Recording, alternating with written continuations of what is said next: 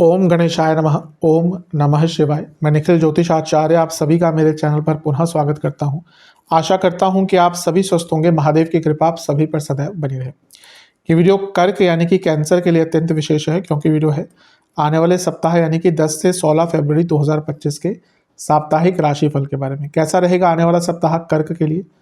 मेरा साप्ताहिक राशिफल प्रमुखतः चंद्रमा और उनकी गति पर आधारित होता है। चंद्रमा एक बहुत विशेष ग्रह है और करीबन 2.25 से 2.5 दिन में राशि बदल लेते हैं। तो स्वाभाविक है कि पूरा हफ्ता जो कि 7 दिन का होता है, कई बार उसमें राशि बदलेंगे। मन के कारक है और उनकी विशेषता ये भी है कि जिस भी भाव में जाते हैं उसको एक्टिवेट कर देते हैं। इसीलिए डे टू डे एक्टिविटीज़ पर उनका प्रभाव बहुत ज़्यादा होता है और इसलिए साप्ताहिक राशिफल की विशेषता बहुत ज़्यादा होती है।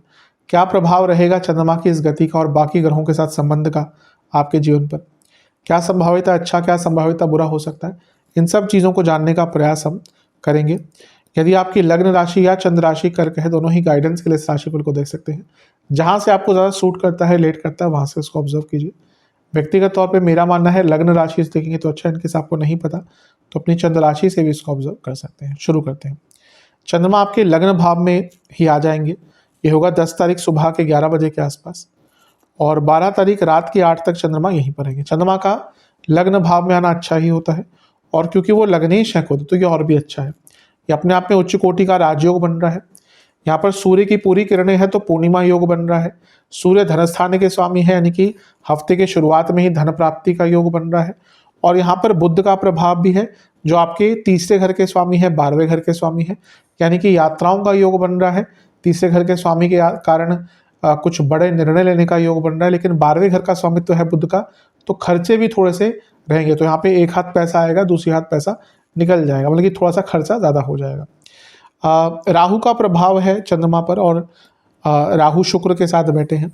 और शुक्र क्या है, शुक्र आपके लाभ स्थान के स्वामी हैं। तो ये इस प्रकार का योग बन रहा है कि हफ्ते के शुरुआत में ही आपकी कोई इच्छा पूरी होगी, कोई काम बनेगा और अचानक से बड़ा लाभ प्राप्त हो सकता है। ये रिकॉग्निशन का समय है, चमकने का समय है, अपने आप को लोगों के सामने जाहिर करने का समय है, अपने आप को प्रेजेंट करने का समय है। अच्छा है, लाभ उठाइएगा। रिकॉग्निशन प्रमोशन का योग भी यहाँ पर अच्छा खासा बन रहा है, अगर आपके कंपनी में इस टाइम पे प्रोसेस चल रहा है तो। नवांश कुंडली, ये समय ग्रोथ का है, ये समय कुछ प्रोडक्टिव करने का है। दशांश कुंडली, कार्य क्षेत्र में एक्टिव रहिएगा क्योंकि बहुत प्रोडक्टिव कार्य कर पाएंगे। बिजनेस, पैसा आएगा, नया काम मिलेगा, एकदम ग्रोथ हो सकती है। ऐसा कोई काम मिल जाएगा जो लॉन्ग टर्म आपके बिजनेस को सुचारू रूप से चला सकता है। लव लाइफ में थोड़ा सा ना क्रिएटिविटी लाइए, कुछ नयापन, फ्रेशनेस लाइए। बहुत बोरिंग सा दिख रहा है चीज़ें। वैवाहिक जीवन, लेजीनेस दिख रही है, एफर्ट्स की कमी दिख रही है, थोड़ा सा एफर्ट ज़्यादा लगाइएगा। स्टूडेंट्स, थोड़ा सा कॉन्फिडेंस बढ़ता हुआ दिख रहा है, बल्कि ओवर कॉन्फिडेंस दिख रहा है। थोड़ा सा धरातल पर वापस आ जाइए, ज़मीनी हकीकत पे वापस आ जाइए, क्योंकि यहाँ पे दिख रहा है कि आप बहुत ओवर कॉन्फिडेंट रहेंगे। सेहत, कफ रोग, ओवर थिंकिंग, एंग्जाइटी और हड्डियों की प्रॉब्लम। सर्वाष्टक, आपका भाग्य स्थान बली है, तो हफ्ते का शुरुआती भाग भाग्य का भरपूर साथ मिलता हुआ आपको दिख रहा है। चंद्रमा आपके दूसरे भाव में आ जाएंगे, यानी कि सिंह में। ये होगा 12 तारीख रात के 8 बजे और इसी दिन सूर्य का गोचर भी हो जाएगा और इससे एक दिन पहले बुध का गोचर हो गया होगा। तो ये सूर्य बुध का प्रभाव हफ्ते के मध्य भाग में भी आपके ऊपर रहेगा। सबसे पहले लग्नेश है चंद्रमा, उनका धन स्थान में जाना धन प्राप्ति का सूचक होता है, कोई डाउट नहीं है इसमें। गुरु से केंद्र में है तो गजकेसरी योग बन गया, भाग्य लाभ दोनों ही प्राप्त होगा। यहाँ पे फिर से सूर्य का प्रभाव है तो पूर्णिमा योग फिर से बन गया। मैं हमेशा कहता हूँ ज्योतिषीय पूर्णिमा योग और जो तिथि हम कहते हैं उसमें फर्क होता है। फर्क मतलब कि उसी के आसपास ही होगा, लेकिन पूर्णिमा योग लंबा भी हो सकता है, 2-2.5 दिन का भी हो सकता है, और जैसे इस केस में हो रहा है कि 4-5 दिन का भी बन रहा है, क्योंकि सूर्य का गोचर भी साथ में होगा। तो ये पूर्णिमा योग भी है, सूर्य की पूरी किरणें यहाँ पे पड़ रही है। और क्योंकि बुध का प्रभाव है जो विपरीत राजयोग बनाकर बैठे हैं, शनि का प्रभाव है विपरीत राजयोग बनाकर बैठे हैं, अपनी प्रॉब्लम से निकलने का मौका मिलेगा, कुछ बड़ा करने का अवसर मिलेगा, करियर में, बिजनेस में आगे बढ़ने का मौका मिलेगा। बहुत अच्छा समय है आउट ऑफ द बॉक्स सोचने के लिए, अपनी प्रॉब्लम्स के अलग प्रकार से सॉल्यूशंस निकालने के लिए अच्छा समय है। ध्यान के अच्छा, धन प्राप्ति बहुत होगी, लेकिन वाणी पर 3 ग्रहों का प्रभाव है तो वाणी पर बहुत नियंत्रण रखना पड़ेगा, क्योंकि वाणी के कारण दिक्कतें हो सकती हैं, अदरवाइज ये समय आपका ठीक है। नवांश कुंडली बता रही है कि आत्ममंथन कीजिएगा, कई प्रॉब्लम्स के सॉल्यूशन निकलेंगे। दशांश कुंडली कार्य क्षेत्र में थोड़ी बहस हो सकती है बस, अदरवाइज समय ठीक है। बिजनेस थोड़ा ऑर्गेनाइज रहिएगा, क्योंकि दिख रहा है कि और अनऑर्गेनाइज रहेंगे। यहाँ पे अपने जीवन के अपने बिजनेस को बैलेंस मिलाने के लिए, ऑर्गेनाइज रहने के लिए अच्छा टाइम है। लव लाइफ की जहाँ तक बात है, नया रिलेशनशिप भी स्टार्ट हो सकता है। जो लोग रिलेशनशिप में हैं, चीज़ों को अगर ठीक करना चाहते हैं तो अच्छा टाइम है। वैवाहिक जीवन, अचानक से प्रॉब्लम्स आएंगे, सब कुछ ठीक चल रहा होगा, अचानक से कुछ ऐसा बोल देंगे, कह देंगे, हो जाएगा, परिस्थिति बदल जाएगी कि बड़े झगड़े हो सकते हैं। थोड़ा केयरफुल रहेगा। स्टूडेंट्स की जहाँ तक बात है, डिवोशन और फोकस दोनों की कमी दिख रही है, इस पर काम कीजिए। सेहत, दांतों के रोग, फूड इन्फेक्शंस और इन्फ्लेमेशन। सर्वाष्टक आपका 12वां घर बली है, थोड़े खर्चे हफ्ते के मध्य भाग में भी दिख रहे हैं।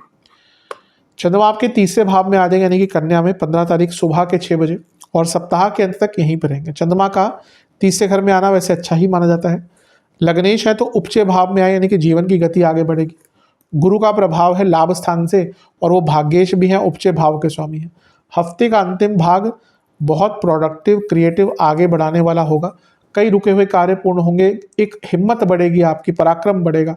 शुक्र का प्रभाव भी है, और शुक्र आपकी क्या है, लाभेश है, उच्च के होकर बैठे हैं। पद प्राप्ति, कुछ नया काम, नई पहचान, सब कुछ अच्छा है। पर एक ही पर है कि केतु के साथ आ गए। केतु है तो ग्रहण दोष लग गया। यहाँ पे क्या होगा ना कि अचानक से सब सही चल रहा होगा और एकदम विपरीत परिस्थिति में आपका मन मुड़ जाएगा। मन पर ही तो कंट्रोल करना सबसे बड़ी कला है, होता नहीं अच्छे अच्छे लोगों से। तो यहाँ पे फोकस रखिएगा, फोकस बनाकर रखिएगा। मंगल का प्रभाव है, मंगल योग कारक है, वक्री है, पतित है। ये हफ्ता पूरी तरह से उस प्रकार का है कि जहाँ पे आपकी प्रॉब्लम जो चल रही हैं उनको सॉल्व करने का मौका मिलेगा, लेकिन आपको थोड़ा नॉर्मल से हटकर चलना पड़ेगा। अदरवाइज नॉर्मल तरीके से ही चल रहे हैं तो शायद उतना लाभ ना मिले।